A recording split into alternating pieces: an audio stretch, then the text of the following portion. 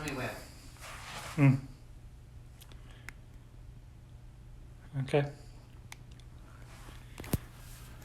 Well, hello, and here we are. It is Wednesday, sometime in April, I think, and we are now on quarantine podcast number 4 or 5. I mean, I really don't know. However, today we are in the gallery, obviously, and it is our 12 o'clock show. Welcome. Thank you for joining us. And today we're going to be talking about contemporary Canadian ceramics. What else? Because after all, that's what we do. And you'll notice that there is ceramics surrounding me. In particular, though, I want to lead off with one of the most significant contemporary Canadian ceramic artists in Canada, and the ceramic artist in Ontario who's received more awards than any other. I think he's up to like 60 odd awards. And of course, that would be the indomitable Keith Campbell. Keith Campbell lives in North Bay, and with his delightful wife Terry, and just give a thought to Terry, who stepped out the door and broke her ankle. But anyway, Keith is really significant for a number of reasons. A, Ruth Gaddy McKinley, and Ruth Gaddy McKinley, who we see depicted here in one of Keith's profile plates. You'll notice that this here is the profile of Ruth Gaddy McKinley, and up here this is Keith, and with the gold halo, so totally apropos. Keith is the first ceramic artist to go to the Sheridan ceramic program, which was begun in 1967 by Ruth Gaddy McKinley at Sheridan, and that is where he got his training. He was we've mentioned Keith Irving. Keith Irvine, of course, he started in 68, but Keith, 1967. Keith's foray into, and I've got to tell you when I first met Keith. Keith is this incredibly amusing, really amusing guy. He's about this high with the glasses and everything, and he was doing a workshop at the London Clay Arts Centre. The London Clay Arts Centre, by the way, is one of Canada's top ceramic guilds in the country. They have taken it. When you're finished watching this, just go Google the London Clay Arts Centre, because what they have done east of Adelaide on Dundas Street, a mere 15-minute, 20-minute walk from here, is extraordinary in the way that they have both restored a 19th century building, created incredible spaces for ceramic artists, professional, amateur, and hobbyist, and they really, really do a wonderful job of promoting ceramic arts in London. But we're not here to talk about them. We're here to talk about Keith.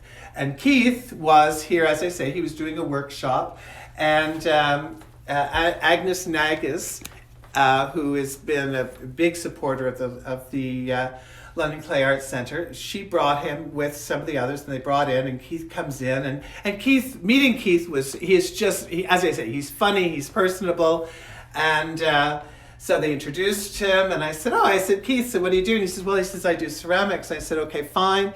And so I sat down at what is now Brian's desk, bang, looked in, and there was Keith's work on the screen. I looked at him and I said, so just as a matter of curiosity, how come we don't have any of your work yet?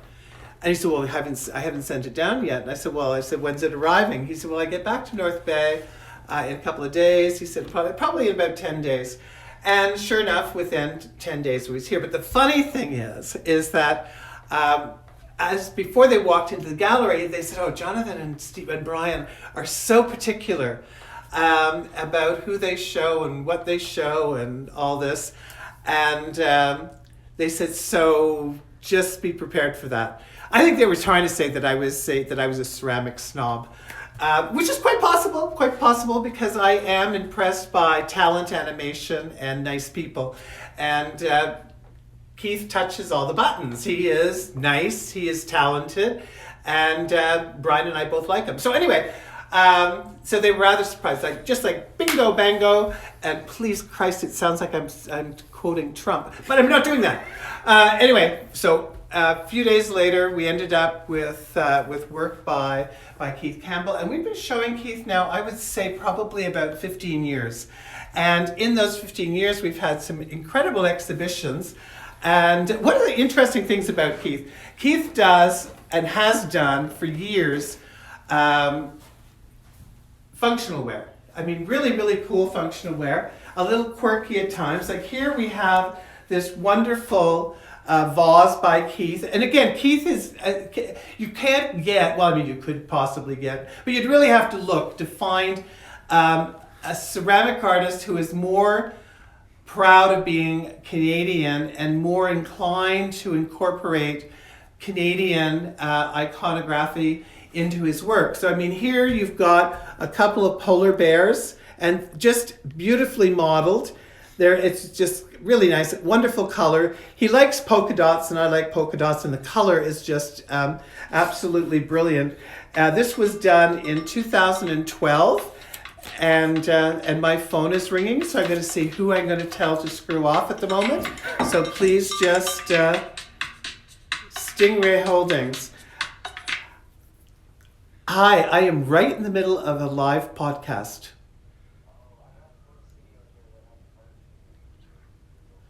Okay, give it to Shane next door and we'll pick it up in an hour. Thanks, bye. Okay, that was a little bit of a detail. Oh, Brian would now like me to turn. I can't because that was actually important. So anyway, I never get a phone call, but it figures 5 minutes into this talking to you guys and all of a sudden somebody's connecting. But it brings that immediacy.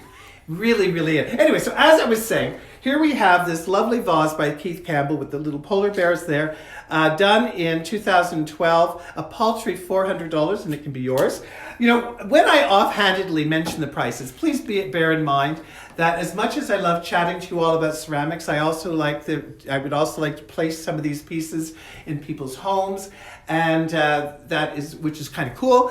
And also a shout out to the people in Toronto who got in touch with Brian yesterday, who saw the Celia Brandau post, and they chose a piece to be delivered as a gift in London, Ontario, which we will be gift wrapping and delivering, engaging, of course, in social distancing, though we will not throw it from the window.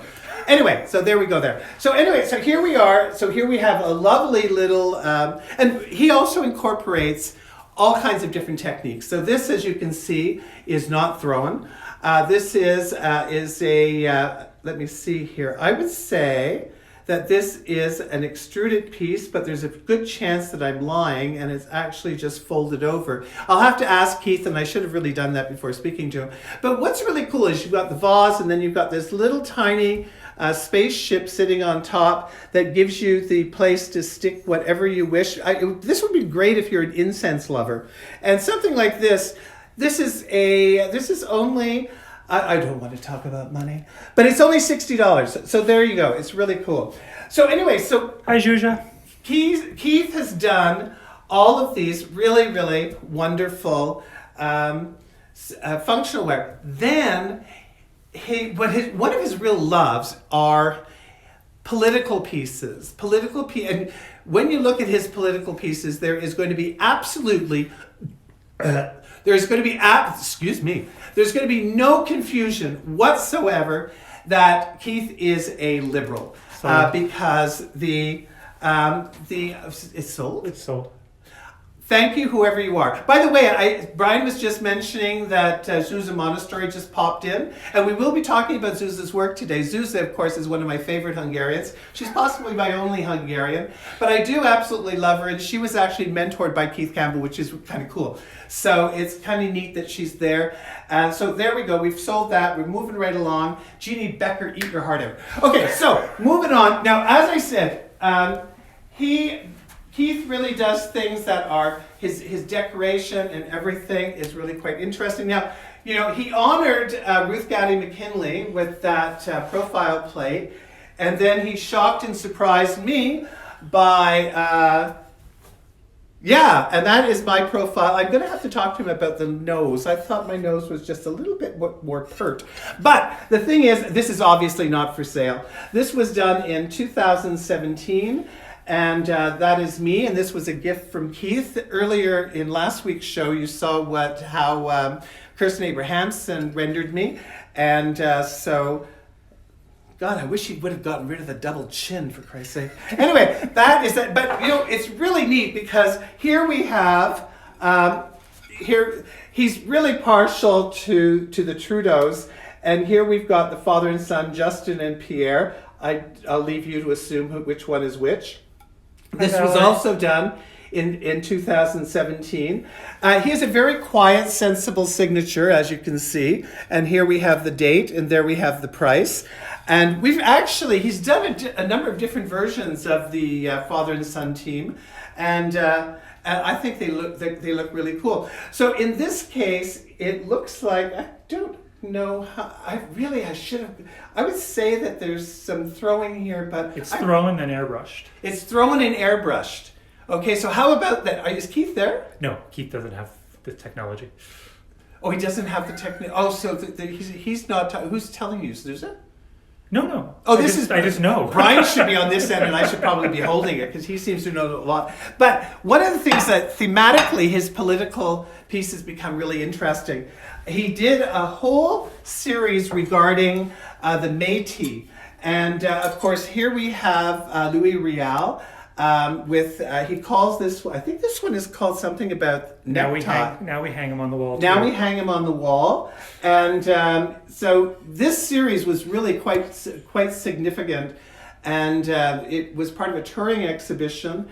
And one of the pieces from this we actually were pleased to place in the collection of the Winnipeg Art Gallery when Helen de Lacroix was the head chief curator there. But Keith's work really, really is so redolent of Canadian history. That word was probably used wrong, but anyways, every now and then I got to throw in 3 syllables.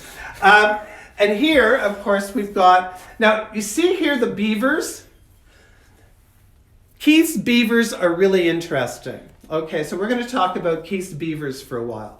And Keith's beavers are, as everyone knows, Canada, a lot of Canada's initial discovery and the Europeans just loved it over here because they had run out of their own beavers, and they started, when they found out that we had beavers, because beaver fur, beaver pelts, it was really what made the country. It was just absolutely huge. So of course also they almost brought the Canadian beaver to extinction, and what? Look under the table. Look under the table. Oh my God! Here we go. Here we've got it now. Here is another one of Keith's beavers. This one is called Roadkill. You can just I love this piece, and I would get it out, but I find that my knees aren't what they used to be. So anyway, this piece is really, really cool. You can see the tire track. If Brian comes over here, you can see the tire track right through it. This piece also has a 4-foot wide board that it sits on, showing the tire track going right across the board, which I thought would be really cool to have under here as a coffee table. But anyway, what's interesting about the beaver, in Keith's mind, just as the beavers were almost put to be extinct by the marauding Europeans led by the British, so he always identifies the beaver with us, with the average Canadian Joe, the average Canadian Mary. So anyway, that is who he sees them as. So the riding roughshod over the beaver is indication and representation of how we often are seen by the politicians, in that we're just fodder. And so just as the beavers were potentially made extinct, that kind of thing can happen to us by the way that we're treated. So anyway, there's what we have to talk about with the beaver. But Keith really does some incredible work, and also the political nature of his work. Now here we see, this is, here we've got Pamela Walland. Now as you remember, Pamela Walland, along with with Duffy and I forget who the other one that was milking the Canadian bank account. But that was there. And so we sold the Duffy one. It's currently already in a collection. But what's really neat here, now here you see Doug Ford, who, as I've mentioned before, has not always been one of my favorite people. And here you've got up here, this is, remember when he was talking about the buck of beer? Well, this is to hold a tall boy. And up here, you can see there's a little vacancy where it says, open for business, but no heart. Now, with this piece in mind, I really look upon this as being a historical Doug Ford, because as much as I was never a fan of Doug Ford, I am totally impressed with what he is doing currently and the way he, some people just sort of step up to the plate and they really become, they act amazingly well in stress situations, and I don't think anyone can fault what he is currently doing in his attempt to keep us all safe. Okay, so there's your Cronus thing. So this is kind of historical, because who knows, the next one that that Keith does of Doug Ford is quite possibly going to be a lot more laudatory than that one. Now, for those of you who are interested in a place to store your nuts, here we've got a little thing here, and this one has a story inside. This is a funeral urn for a nut. Given some of the people who don't think social distancing right now needs to be done, this would be very suitable for any redneck looking for a place to put the person who decided that they really needed a haircut and a manicure. But anyway, so here you've got this beautiful, beautiful blue jar. You can also store your nuts in here. And for any of you who have been spending too much time with your spouse, that might be just the thing that you need. So there you go. Lovely, lovely. And this piece is, how much is this? $450. And this piece is $450. So if you're looking for a place to store that, there you go. Now, one of the things, Keith is just an absolute fiend for suckers. And here you've got, everyone needs storage for a sucker. And here we've got this wonderful sucker which is stuck. There we go. So here you've got this incredible stuff. And what's really clever is you see how he chose something that looks as if it's been coil built. I can promise you that was not what he was thinking of. He was just getting a sucker. But anyway, we've got the decoration is beautiful. This orange luster, the hand painting. These are a throwback to the 1970s. They're throwback to the 1970s. I'm a throwback to the never mind.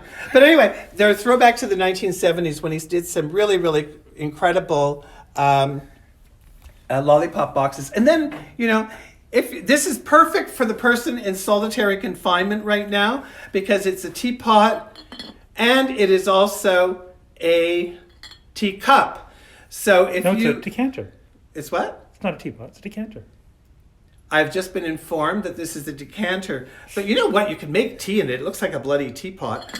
So, there you go. So you could have a cup of green tea. So but you could also pour your scotch in there, whatever the heck you want. But this is a beautiful copper red glaze, lovely spout. This spout is very indicative of the spouts that Ruth Gaddy McKinley had on her teapots, except without that little thing, which this kind of looks like it's just a rollback. But he's kept these design elements, unifying the piece, and it's really, really quite wonderful. And so there we go with that. And he does, Keith very much does have the, here we've got John A. MacDonald. This teapot is in perfect condition because John A. MacDonald never went anywhere near tea. He would have had probably the decanter. But that's just my saying. Now, the whole, again, here we have, look at the beavers. His beavers are and just, he has this incredible, of which I'm so jealous, sterling silver brooch, because, all of you who were in kids and you go and you'd buy gumballs, and at the top of the gumball machine, there was that beaver that was flush to the lid. And anyway, so he took an impression of that and then had it cast in silver. So I'm very jealous of his silver beaver. But there we go. But all of these pieces are really, very. Here we've got Pauline Johnson. Pauline Johnson, the Canadian poet. So he's often people that are important to him in Canadian history get remarked on. This, as you can see right there from throw lines, this is thrown and altered with assembled pieces. Just absolutely incredible.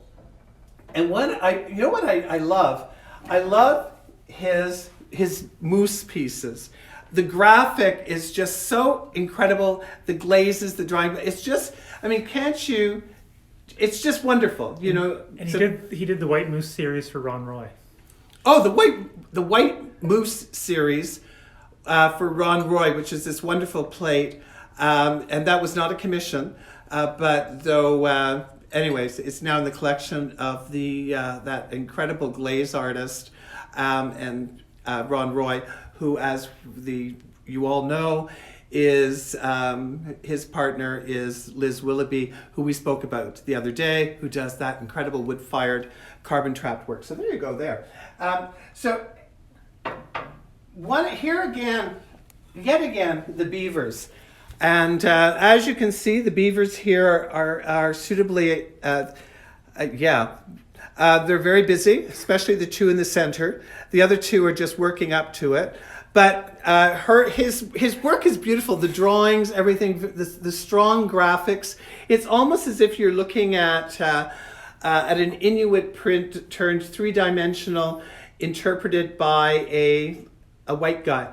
But anyway, it's all pretty good, and his stuff is just absolutely fantastic. There are also the pieces that commemorate. Here we have this one is called "We Shall Not Forget," and you've got the World War I soldiers around it. I just found out actually that my grandfather was wounded and stuck into a hospital in Whitby after the First World War for 5 years, dealing with PTSD called shell shock back then. But anyway, so this is a wonderful, wonderful piece. This would be really nice for anyone who is a World War I aficionado, and then it would be just so nice to put flowers in it every year on November 11th or thereabouts. So there, and again, his keeping to the beavers. This is Radisson, and this is Radisson, and with the little beaver inside. He's got beavers everywhere. This is Pierre Esprit Radisson jar, and Pierre Esprit Radisson is not in there, but you can see the throw lines around, and again you can see the strong graphics of his work, which is really quite wonderful. There are, where on earth was I looking for? Oh, over here. One of my favorite pieces here. He doesn't just look at historical events. He looks at contemporary events. So of course here we have Justin, and he is. This commemorates that boxing match that he had with, already forgotten. Brazo. But with whom? Brazo. With Brazo. I thought it was Brazo. I was just looking at their bras. But anyway, that's French for arms. So here you've got this one commemorating this, and of course Trudeau won, which is always nice. Now here, this piece, when he was doing, when he was doing his contemporary pieces and doing the Canadian Amphora, I suggested and recommended to him Alexander Wood. Now, that is not just a reference to all the little woodies that are on this piece. Alexander Wood was a doctor in Toronto in the 19th century. He kind of had to leave town because his examinations were a little bit, just a little bit. But anyway, he was quite the icon, and there's a big statue of him on Alexander Street, which is named after Alexander Wood. So he's got all these little penis pieces there, and I'm not going to even try to lift over with that. So there was a piece done like that that actually won an award, which is now in the collection of one of our collectors who had a Don. He's got a great collection. But so that is that. And other. Everyone's distracted by Judy's pieces behind you. Everyone's distracted by Judy's pieces behind what Judy is? No, other people. Okay, so all right, so we've spoken about Judy's, but just by popular demand, here we have some of the Sanger-fired pieces by Judy Blake. Some pretty major works here with the wonderful coloring. And remember, those of you who heard me before, and those of you who are hearing about it for the first time, all these markings are very, very random based on the positioning of the combustibles that go into the Sager set are between the inner wall of the outer Sager and the outer wall of the inner vessel. Here, where you see these little black lines, this is really interesting because this is where Judy has laid over very, very fine copper wiring. And during the firing, the copper wiring, or where it is, transfers to there. So this is kind of as specific. There's another wonderful piece there. But these are some really extraordinary pieces by Judy. Oh my God. Anne Roberts, and this piece, by the way, this is a really important piece. This piece was exhibited at the opening of the Canadian Clay and Glass in Waterloo. Fabulous piece with the fish and everything, and it is totally functional. This actually lifts off, so you could put your own cake on it, and it was used. Actually, it's so appropriate because this morning when I came downstairs for coffee, Stephen was playing MacArthur Park, so I did a little rendition going down the stairs. But anyway, that is just so cool. Anne is a wonderful artist from South Africa, and is unfortunately no longer potting like so many of our top ceramic artists that we've been showing over the past 20 years. People like Anne Mortimer, Anne Roberts, who have thankfully just retired, not departed. So that's really nice. And then, we were talking about Kirsten, and look, Lola has moved around. Lola's absolutely incredible. We can just think of where she should be. And here, of course, are some pieces, again, by Judy, and one quite wonderful. Now, do you remember, because I know you're all taking notes, when we were talking about Dean Malavi, and we were talking about the Mishima technique where you're drawing the design through the wax and then pushing in the glaze to give you, so that you've got a good, strong, crisp lines. Here you've got an example of Steve Irvine doing the Mishima. This is really quite wonderful. Oh, and then up here, this is one of Judy's smoke-fired pieces. Now the smoke-fired pieces, so remember that the finish is a result of extensive burnishing, and then this would be cut before the bisque firing, and then that is then smoke fired. So remember, when you're smoke firing it, you've also, this here would be during, until the thing is hard, this would be a weak point. Now, anybody who wondering about how to display this to really benefit it, if this piece was not here, whoops, and we moved that over, you can see how it lights up. But also, if you just put a little circle of mirror in the bottom, it would reflect up the light right up to the top and then as well through there. So it would really be very, very dramatic. I'm putting this back because Brian has spent so much time straightening things out, and I usually come in, and by the time I left, it looks he hasn't done a bloody thing. Okay, now, we were talking about Liz Willoughby and Ron Roy being that incredible specialist in glazes. Well, look at this. This again, this is Temuku. And this is a wonderful, slightly dusty example of Ron's Temuku. Beautiful, really, really fine throw-on. I love the decoration. One of the wonderful things that I really enjoy about Temuku glazes is that the way that it breaks. So the raised part here, the relief on this in the center of this plate, allows the glaze to break. So you end up getting an incredibly textured nuance to the glaze on the plate. And but Ron's work is just, by the way, that is just yeah. So there you go. So there, it really. So sometimes you just need to look at things. But look at that. It's kind of like, well, it depends on how you look at it. You know, always all kinds of possibilities. And that's in a catalog from 1984. And this is in a catalog from 1984. And of course, here's the very, very simple Roy signature. Yeah, so that is, whoops, that is that. Whoa, shit. Okay, and then we have another one of his. This one is a little bit heavier in weight from that one. That one is, but again, I always love looking at the throw lines. There's just something, and see that little, you know, just think of Keith's Lollipop, and there you go. And again, the Celadon is another glaze that the relief of the plate breaks the glaze beautifully. And there's such fluidity there, such incredible motion.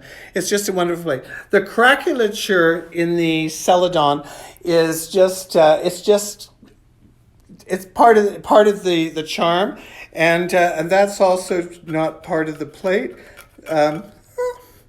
Okay, so that craculature over time could even continue, but it's not a flaw. But you know, yesterday, any of you who were watching my At Home series, brought to you every day at 3:00 with Percy. Here, I brought Percy. Yes, you recognize he was talking to the bear in the little Instagram photo. If anybody, anyway, that's what he was doing. Yeah. So here we have, no buts about it. These are done by Heather Damon. Heather is such an extraordinarily warm and wonderful. Heather's the one, you know, with the chocolate chip shortbread cookies that I told the story about, which I won't tell again because it's boring. But anyway, look at the here. So she has, again, you can see the throw lines. And again, you can see that there's no confusion that this is a butt. If it was going the other way, it might be something else, but this is definitely a butt. And this is these three are sold as a set, because after all, it's sort of like Mama Bear, Papa Bear, and Baby Bear, seen from the back. So that is that. This one here is sold separately. These were part of the erotica show that we held in 2000 and something. And I was looking to Brian, but and you can also look inside, because I love process marks. So you can see here, she's thrown, she's altered, and then she's decided that the butts just needed to be a little bit more pert. So she's rubbed her fingers in to increase the pertness of the butt. So anytime that you are looking to increase the pertness of your butt, you go on the inside. Okay, just remember that. We are talking about clay. Okay, so there you go. Now, okay, so moving forward or moving backwards, or having a sip of. Do you know, Ron Roy does these wonderful, I think this is he does these incredible little covered jars. Like, this is a beautiful, beautiful Celadon glaze thrown, and then, and this is only $85. I mean, where can you buy something by a master ceramicist and it's only $85? I have one of these at home. His work is just incredible. So that one is that. Another example of his Celadon, this time in a vase. Look at that. Beautiful glaze. Now here becomes interesting, because you see that line there. Now look at that. And then look at at Heather's butt. You know, and you can see that Heather's butt and Ron's butt line are very, very similar. And then there's these wonderful little swirls around here. That is incredible. And you know, if any of you were watching yesterday when I was talking about pieces in my own collection, and there was a piece by Tom Smith with a little bit of a tear at the top, which just really added to it. Well, it's similarly here. When you look at the top of Ron's vase here, you've got that same little detail, which is just, you don't find this on HomeSense, okay? So there you go. Whoops, and down there. Now, if you really want a sweetheart to collect, you cannot get a bigger sweetheart than Katrina Chater. Katrina Chater is absolutely delightful. I first met her at somewhere out west, and it was she was doing. This is actually from my collection. I don't know what that's doing there, but anyway, he just wanted to make a display. But when you think of Moorcroft, you think of how the decoration is done, where they squirt out the little glazes. That's very similar. Her work is absolutely extraordinary. Did you study with Bruce Cochran? I think so. Yeah, we're just thinking. We think that there's a Bruce Cochran connection. Walter Ostrom. Walter Ostrom, sorry. Walter Ostrom, of course, was the head of the ceramic department at the Nova Scotia College of Art and Design for years and years. Actually, he was also the person that Kim Davey, who's the head of the ceramic department at currently at Beale, which is the #1 secondary school for the arts in Canada and has been for over 100 years. Anyway, back to Katrina. So her work is wonderful, but also what is really cool is that when you look at her work and you look at the symbolism, so there's this is a lovely flower brick, and here you've got like a little covered jar, but the symbolism that she uses is such that, you know, years from now, if this was to surface in somewhere, these are designs that reference our computer technology, Microsoft, Windows, and all that stuff. So that comes to play in her things. So for anybody who's really technical into today's technology, this becomes something that is rather interesting. Now, one of the artists that we only have a couple of pieces of at the moment, though we have had others, is Steve Heinemann. Steve Heinemann's, who just had an extraordinary show at the Gardner Museum a couple of years, but Steve's work is fabulous. It is just so beautifully elegant. Now look at this piece here. So here you've got this lovely exterior, which is, I don't know, it must be because I've been talking about butts, but it just has such, it really, really feels wonderful, is wonderful, and then inside this magical midnight blue glaze with the craquelature, so it's almost like you're looking at a moonscape, or you're wandering along a beach that has dried up and they have blue sand. But it's absolutely incredible. And then here, for people who want something a little bit redder, there, look at that. I mean, his work is extraordinary. Just absolutely beautiful, beautiful work. Just incredible. They're now, $22.50 each Canadian. They are $22.50 each Canadian. Now, somebody whose work that you very, very seldom see is right here. This work is from the Nanaimo in BC. This is the husband of Louise Card. And if you're wondering why I haven't mentioned his name immediately, it's because I am Craig Rogers. Craig Rogers. What's really neat about Craig? Craig is also a very talented executive chef, and a lot of his vessels are food related. I mean, what better place and look at the glaze inside. I mean, inside you've got this really, really nice Celadon type glaze, and Craig Rogers' signature down there, which doesn't look anything like a CR, but it is his mark. And it's just, again, it's and I love that kind of French yellow. It's so Provence. So if any of you are thinking of decorating Au Provence, there you go. It's just it's absolutely incredible. Now, I know that there's lots of work in here, but we're also going to be talking about different people at different times. So if you see somebody in the background that we haven't talked about, don't worry about it. We're going to get to them even if we don't get to them today. I am going to point out a couple of different examples again of Steve Irvine's, because the versatility of Steve's work is quite incredible. And bear in mind that Steve, just as Keith Campbell started his career with Ruth Hattie McKinley in 1967, Steve Irvine started his career with at Sheridan's starting in 1968. And one of the things that both Keith's work and Steve's work have is the attention to detail. The finishing on both their works is absolutely extraordinary, and I think this can only be attributed to the influence they had early on in their career by Ruth Hattie McKinley, who was just so extraordinarily. Her attention to detail was phenomenal. We'll do a show on her. We'll do another show on her. Yeah, her it was just absolutely phenomenal. Now, I don't know how many of you were noticing, but we also have here. There's some absolutely wonderful terracotta sculptures. Now, these terracotta sculptures are by George Shatford. We've been showing George for about 20 years. He is from nearby in Ingersoll.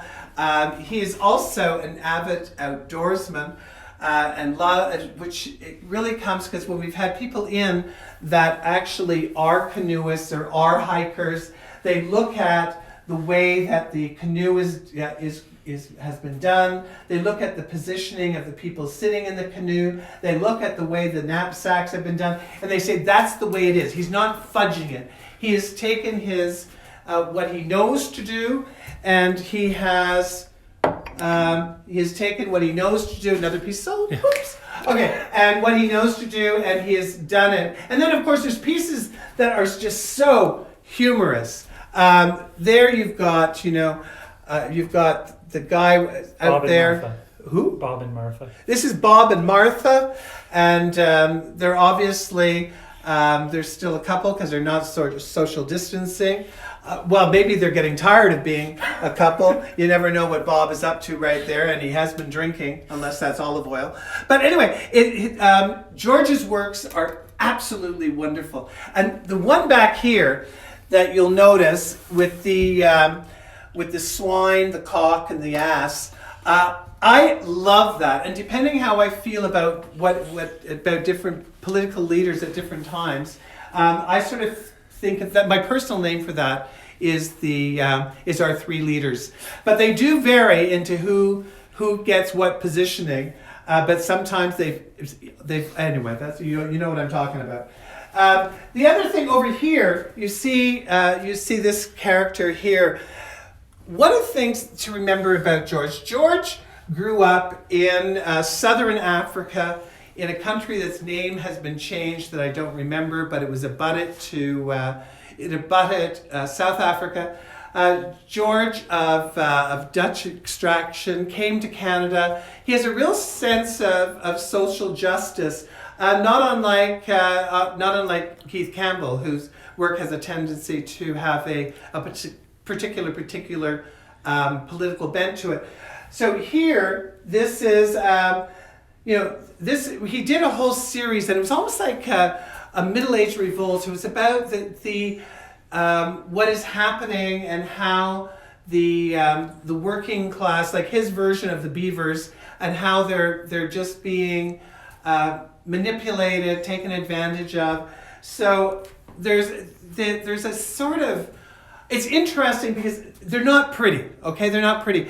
But one of the things about it is that they're extraordinarily honest. I mean, George's work is very intellectualized. I'm sure that even Bob and Martha, I mean, he has captured that whole genre of boomer. I mean, that's exactly, thank God it's not my neighbors. But you can see there is, and even down to the Crocs. I mean, really, they're wearing Crocs. But his sculptures are just wonderful. He also works in bronze, not as much anymore, because of course doing bronze is quite. And here we've got just in case people are having difficulty. This is a waiter. This is before social isolation. We would go places and they had people like that, just in case. Okay, so this is a waiter that is now at home wondering what the hell is happening. So have some thought for the people in our service industry. Let's move on. Oh, let's move on. Zsuzsa. Oh, Zsuzsa. Zsuzsa, are you trying to tell me that we're running out of time? Yeah. Oh my God. So the other person, of course, that Brian wants me to highlight today is Zsuzsa Monastery. Zsuzsa Monastery is absolutely incredible. She came to Canada in 1989 with her husband and their 2 kids. She is when she came here, she was a molecular geneticist, rather, not genesis. Molecular geneticist, and obviously really good at what she was doing from Hungary. And then in 1981, she'd always been interested in clay and had been a hobbyist back in Hungary. But in 1991, she got interested in doing it as a career. And she very naively thought, oh, well, I'll do it for a year. If it doesn't work, I'll go back to what I'm doing. Well, she did it for another year and another year. And then finally she said, screw it, I'm not doing that. I'm going to follow my passion. And we have sold an inordinate amount of Zsuzsa's work over the years. She has done pieces for, actually, I met Zsuzsa at the Gardner Museum back in 2001, and she had just done this incredible, it sort of looked like a parquet floor, and then on it were all these wonderful little punchinellos in different positions. It was just an absolutely incredible piece, and somebody else really liked it too, because during the opening somebody stole one of the figures. So anyway, but it was just incredible. So that's how Zsuzsa and I got connected, and then over the years she has done incredible. We just sold and I think it's still up on our website if you go to Zsuzsa. There is this incredible raku chess set that she did for us with figures and everything. She did the floor. She did the whole work. Now, because of her background as a scientist, the exactitude with which she creates her figures is really quite remarkable. Like her elephants, and we had a show of her elephants a few years ago. And somebody had created like a muddy track out of carved wood, and we had all these elephants on it. And it was just like a herd of elephants. But to give you an idea, we had a number of people come in that night, and they had just gotten back from Africa, where they had been to one of the elephant sanctuaries.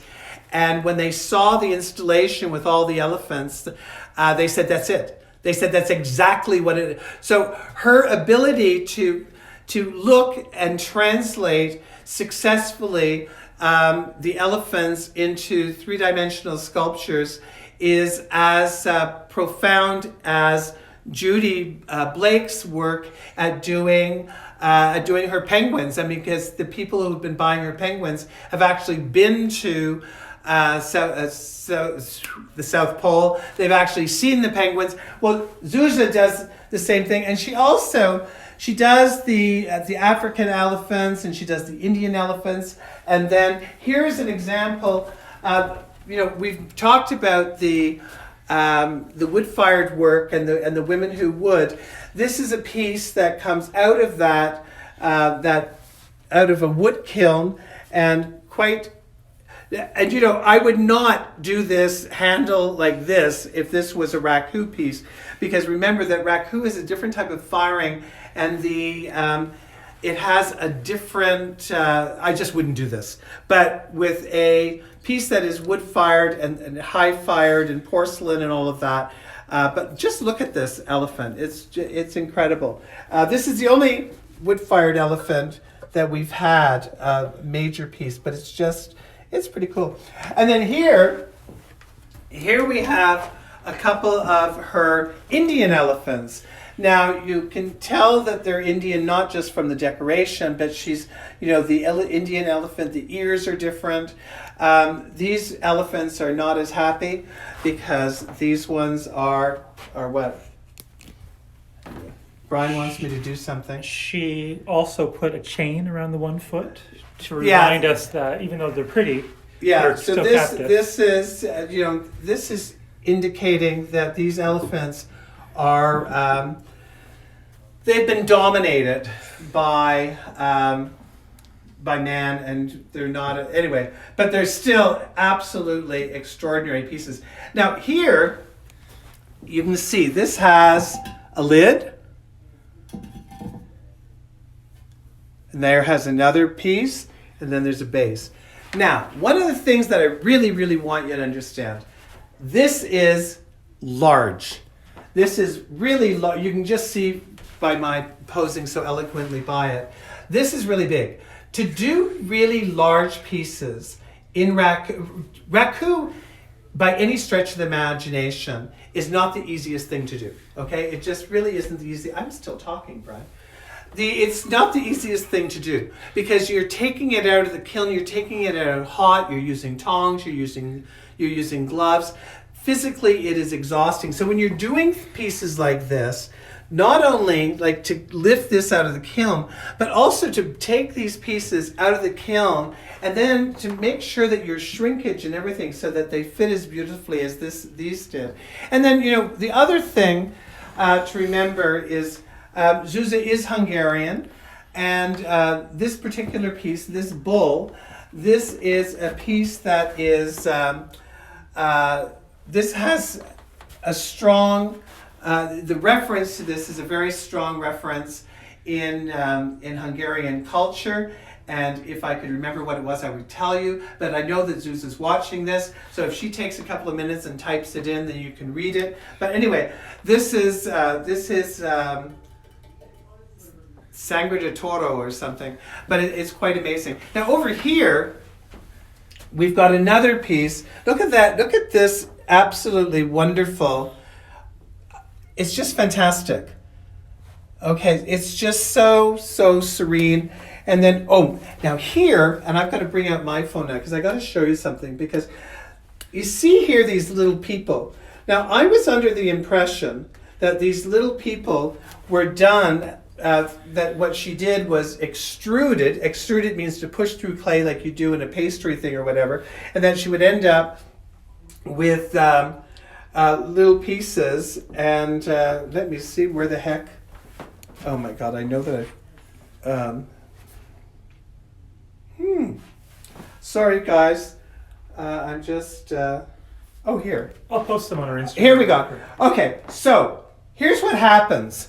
She rolls out a slab of clay, okay? And on that slab of clay, she draws out a little figure. So there you see, little figure, slab of clay. So it's sort of like sophisticated cookie making. And then once that has been done, she cuts it out, okay? So then the little people are cut out, just like you would do if you were making cookies. And then they get manipulated. So here you see a little manipulation. She'll put a little piece down the spine so that the spine, and then she'll add little shoes, adds a little head. The other thing that's really interesting, and I love whenever they tell me things like this, it really, really warms the cockles of my heart. But ceramic artists will often only tackle certain things when they're in a certain mood. And this has been told to me on numerous occasions. Pat Weber on South Spring Island, Zsuzsa Montessori, Kirsten Abrahamson, because you want to be remembering that all of these things are touched by the maker is really important, but also remembering that I really believe that we transmit our feelings into the pieces as we're making it. Because when people come into the shop all the time, the comment that Brian and I get time and time and time again is about the energy. Over the past 20 years, that comment by people coming into the gallery has been so prevalent that it has really led me to contemplate, meditate, and consume copious quantities of alcohol thinking about that. So my theory is, because also when artists have told to me about what got them hooked on clay, the number of times, when I did interviews with Walter, Carol Rossman, Mira Matheson, Pat Weber, they all talk about the sensation of putting their hands into the clay and the connection they felt to the earth. And what a perfect thing to do, because after all, today is Earth Day. So that connection, so my theory is that because, and we'll have people come in who have never been in the shop before, and they will comment to me about the energy in the shop. And my feeling is that we have, everything we have is touched by the maker. And that touching by the maker, I believe there's a transference of the inner energy of the works of the people who are the makers. And I think they transmit and give us some of that energy. It gets...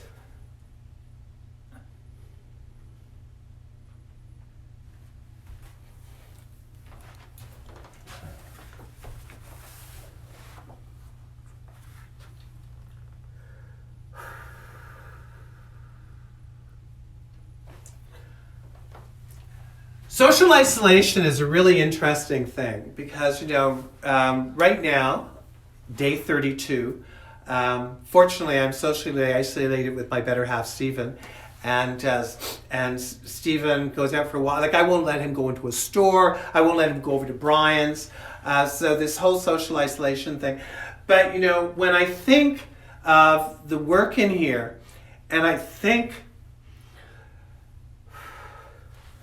of the people that made it, and when I think of the energy that they have transmitted into the works that we are so privileged to handle, but it also reminds me of them. I mean, when I'm looking at Heather's little butts and comparing them to Roy's little butt, actually Roy has a much bigger butt, and when I look at Zuz's elephants, and when I look at Kenichi's work, and I look at all the work of all these people, it is so extraordinary.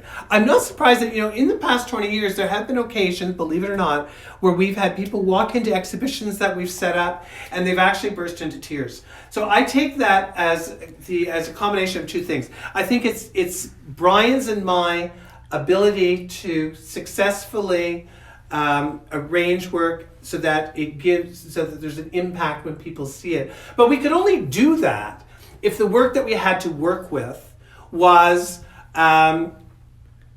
good. And again, so what I say when I say that we showcase great work by great people, that's true. Everyone that we show, they mean something to us. Brian and I have traveled across the country. We've been to, over 100 studios. We have positioned and placed thousands and thousands of pieces.